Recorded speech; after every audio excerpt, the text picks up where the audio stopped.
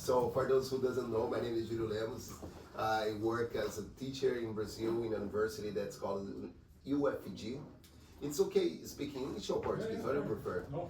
It's better English because we speak Portuguese here, let me know. Okay, brasileiro? Não? Sim, ele. Mas ele entende. Ah, da onde que você é? Where are you from?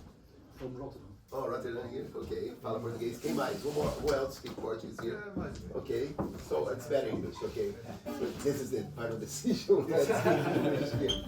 So, I work, in the beginning of my study in music, I start with rock bands, nothing with Choro. Yeah, that's insane, yeah.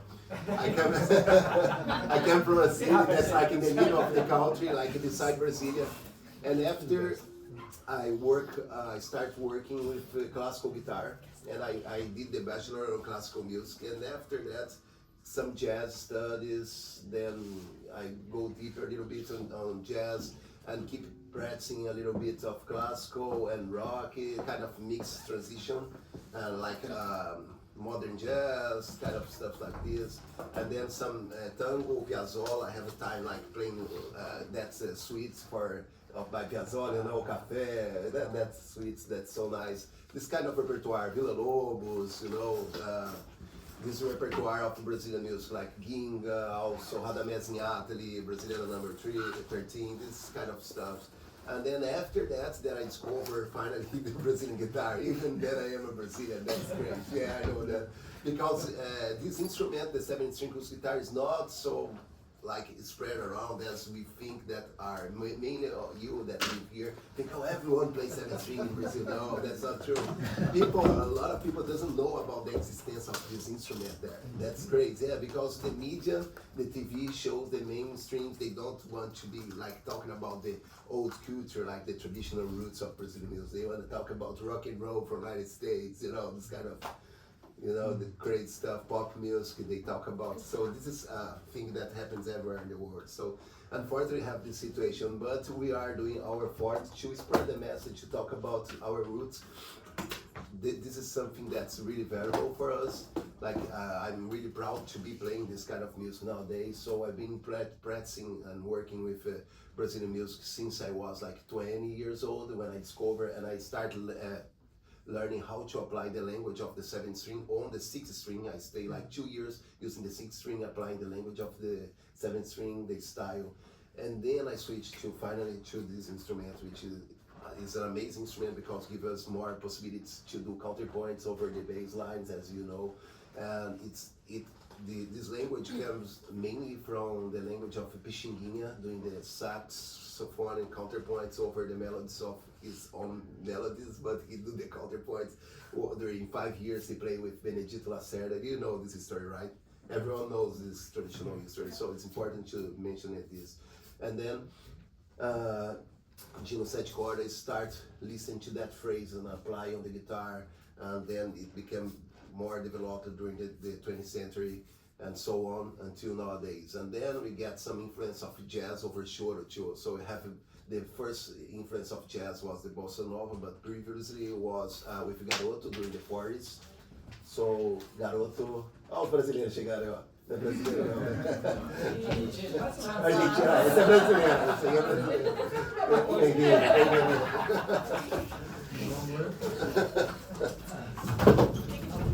Então, so then we have Garoto, which is really important for our repertoire because he brings us the main ideas of jazz harmonies, jazz improvisations, and apply over his compositions. Everyone knows Garoto repertoire here, and also we have that 2 books by that was transcribed by Paulo Bellinati, also by GSP of the United States. That's a really great book that as a reference for Garoto songs. Also, there's another guitar player from Brazil, I think it's Laurinda de Almeida. He wrote also some transcriptions, right? That's really good too, with some fingerings for, especially for guitars. So this first part of the workshop, we're gonna talk more about the ensemble, how to play together, the interactions. I must be super objective here because our time is super fast. That's why I'm talking fast here too. Because I wanna tell more about what I know and also learn with you too, what you have to teach me here, because that is when we teach, we learn. What? That will be quicker. Yeah, no. So. But you don't mention any samba.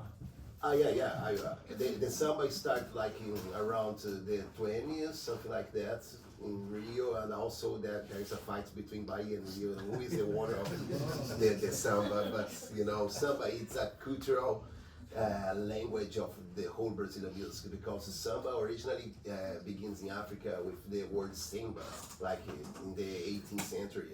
There's a researcher that's called Sinhao, he's French. He lived at Africa Sub-Saharan, and he lived there during like, I don't know, 20 years, like doing transcriptions and studying about how was the development of the language of the so many different ways of playing African music. He recorded like a bunch of ensembles and put everyone to listen to the earphones and then record it separately, and he transcribed everything.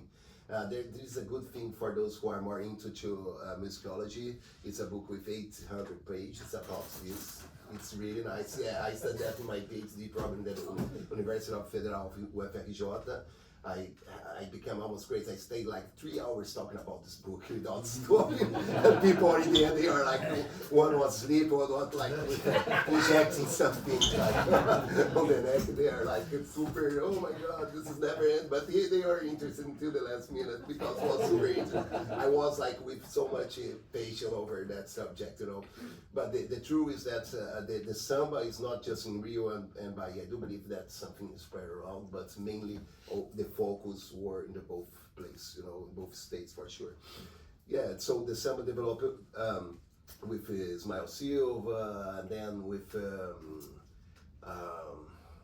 Noel Rosa, that time, you know, during the 20s, the 30s, and then the Choro, and then the Bossa Nova movement with Garoto, and then the Bossa Nova became famous around because of United States bring everyone and say, oh, this is important, and the world say, oh, United States, that's important, yeah. This is Bossa Nova, you know, this kind of stuff. And then, but Bossa Nova begins earlier than 60s, in the 60s with Cheguei de Saudade. It was with Garoto for sure. I also wrote an article about that too. This is in my website, available for download. It's juliolemos.net. You can download my PhD thesis for free there. My master degree thesis about Brazilian music. What's the webpage? juliolemos.net. Can I write down here? Please. Maybe. Can you do that for me, please, man? Thank you. Thanks so much. So there's a bunch of things there. Also the new release of Spotify, my CDs, my albums. I record some instrumental albums so far with the participation of special guests such as Carlos Malta, Marco Pereira, Arismar do Espírito Santo. These names that I think that you probably know these names too. Had the pleasure to record with them. Also recently with Hermeto Pascoal was one of the main crazy things that happened in my life when I got in touch. I was inside his house playing and have talked with him. That's in my YouTube channel too. So that was super cool. It was a gift of God, you know. When I was there, I was, man, I'm in front of Hermeto Pascoal. Was playing with him. Were you talking about your book? Because you see, the book? yeah, you were talking about your book. With Hermeto? Because, yeah, and there's a picture of you with Hermeto, and he's like... Yeah, he's like that. Yeah, he was a little tired, I think. But no, yeah, this is the way he sits there in his house. When I arrived there on his house, he was sleeping, like sitting and sleeping. And then his son, hey, Father, Julio arrived. He said, oh, arrived. Okay, hey, Julio. And then, you know, he was sleeping. So. But once Hermeto, he recorded somebody sleeping and snorking, and he put that sound in his music. That's cool. That's cool. So talking about my researches before my graduation, my bachelor, I was lucky because I did the bachelor over classical Brazilian music, and I have the opportunity to do some transcriptions over the language of 7th string applied on 6th string over the records of 3 sambas of Demônios da Garoa, and just I analyzed the counterpoint between the melody and just the bass lines over the 6th string, because that was what I was doing at that moment, you know. That was my practice. So I'm just telling this story because sometimes people see other people playing really nice and say, oh, just this person can do that. No, man, everybody can do that. Every day we burn again, you know. It's a new time to do the things we want to do. So it's just, yeah, I'm learning, everyone is learning. So that's the thing. So this is another thing that I think for those who are guitar players is interesting, but also it's all in Portuguese, unfortunately. I think maybe Maran can translate that.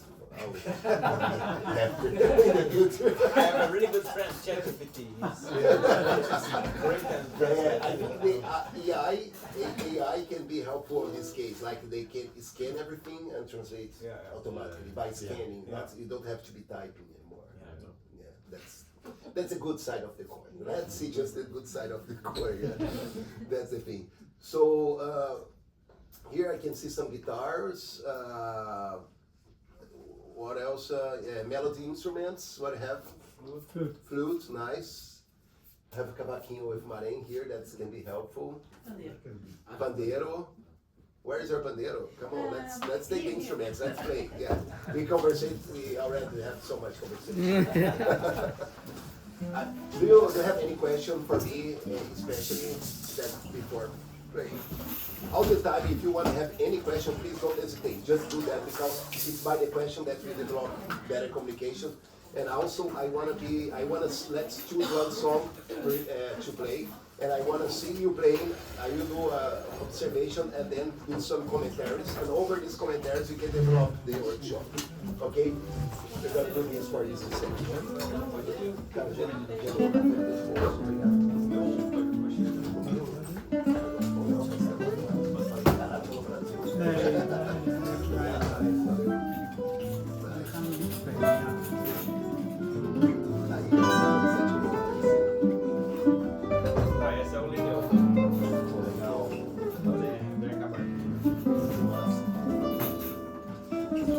So in my website, I have a page there that's written down workshop. Did you share with them?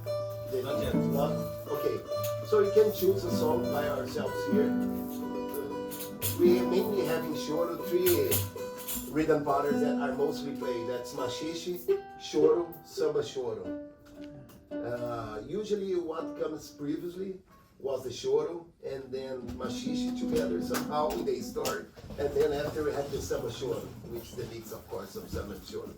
But maybe we can start with a Choro, more slow Choro, just to warm up and to see which song you prefer. You can choose a song if you want, like. We are students who are used to reading, even though we're not supposed to. Oh, this is a good one. Or No, I don't know if everybody knows. Which one is that? Chorando baixinho. some song that he plays the melody on the flute, maybe. He plays everything. He plays a lot. He plays a lot. Maybe naquele tempo. Get your folders and check in your folders what you have. Let's take naquele tempo Naquele first. tempo, Yeah. Super simple. It's better. Let's do the instruments. Don't do the instruments before, okay? Check the tune.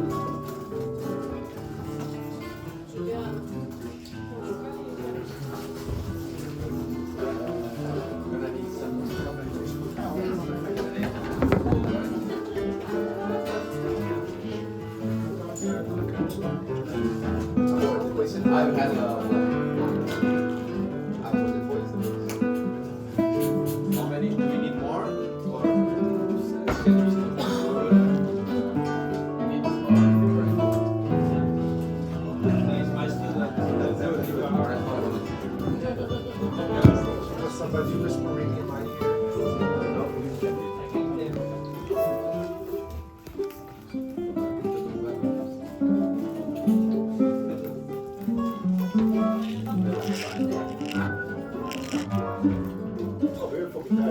which guitar is this? Guitar, which guitar? It's yours. That's mine. But you play it. Don't you always sing? Aqui é aquele violão lá também tá. Do álbum não é. Esse do álbum depois. Ele tava lá, né? Setembro, cabeça. Nossa, cabeça. Ele é professor que ensina. Ah, legal.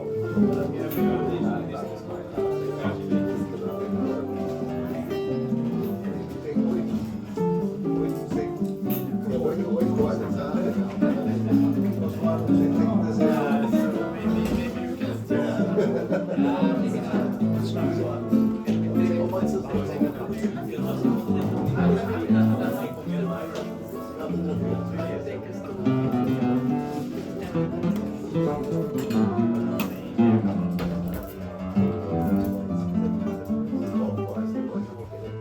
Ok, vamos lá então? Bora?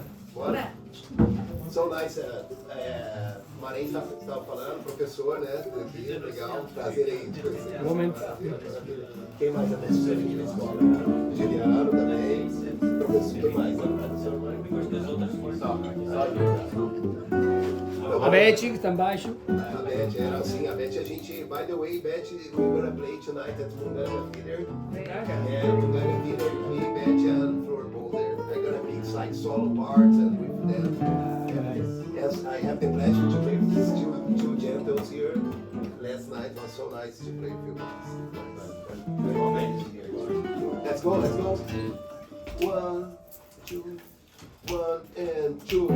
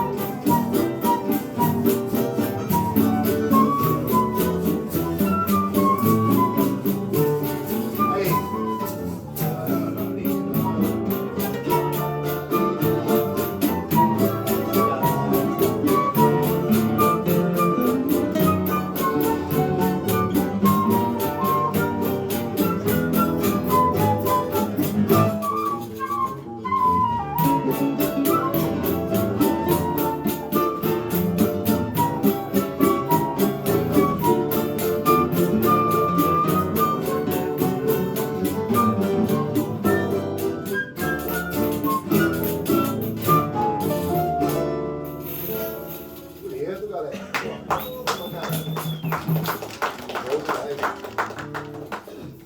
I think that's I don't need to be here. That's all. Let's keep playing. Let's keep playing. Let's just keep playing. Sounds really good, guys. Sounds really good. Congrats. Choro. I want to know if someone has any question about this music exactly. I think it's nice to open for questions. Yes. I have a bit of exclusive question for guitar players. Yeah? So we study all the time, but we always like to know, to hear the view, the opinion of Sure, my pleasure. great guitar players. Yeah. Today we studied with some of the students in terms of Baixarias. We saw two types of lines. One line that goes from one chord to another, and one line that ends on the same chord. Example. No, you don't finish in the same line. And in another case we saw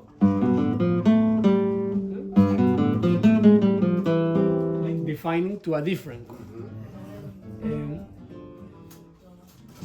So the question is like if how would you approach a study in these terms?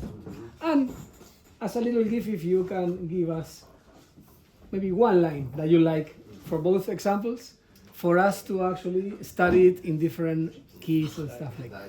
Nice. Very concrete. Nice. Sorry, it's very guitaristic. But what's more or less the approach to study? Yeah, this is really very guitarist, but welcome. Thanks for coming here. Okay, Brazil time, you're good. You're in Brazil, right? I know, you're professor. Sorry. Brazilian timing. Welcome. You're teaching. And just for him, if you look at his neck, it's not because you had some wine yesterday. Oh my God, no, I'm drunk, still drunk. That wine was great. Nice, really nice. Well, this is for like which kind of music you use this? Any music. Any music? Yeah, it's just for true temper tuning. Yeah, I saw this before, but it was a little different the way like of the drawing, you know, the guitar that comes like with the fretboards like this. Like this. You know, yeah. But this has its own tuning. So also, You can switch, you can change it by yourself. No, which it's is fixed. nice. Also the tuning is fixed. So on my app I have the how to tune this one. But if I tune it like with the group, then it sounds a little bit out of tune somewhere. Oh, you have a special way of tuning Yeah, this. yeah. Okay. So this will resolve all the problem we have here with this. Yeah, it depends on the key. If you play B flat, you know, or Yeah, it depends on the key, that's true. key, but for guitar keys it's okay. Yeah. Do you teach guitar here, right, too? No? She teaches here. Oh, quem é professor? Ah, ok, de theory. Ok, legal. So, talking about what he points here, that's not just for guitar. We are going to talk more specific about guitar after, like technique, etc. Okay, but about the language now, this is something that's important for every instrument, honestly. It's super important too. We have different approaches about how to develop our counterlines, our phrases while playing. One thing that you have to consider is when to do that. First thing, when and where. So this is really important, when and where. So we have, before of everything, is to know this, and then how to do. So when, where, and then how. So if I'm just in one chord, like he suggests, like F, choose just F major. So out of tune. Always out of tune. But depends on the key, of course. So if I just in F major, for example, I can create it's endless phrasing, but we have a way of thinking that's super important, that we have to know that. I'm playing Choro. Let's talk about this song. So Choro, just this, okay? And then what I can do is 1, 2, 3, 4. 1, 2, 1, 2. I have to know the cycle. First thing,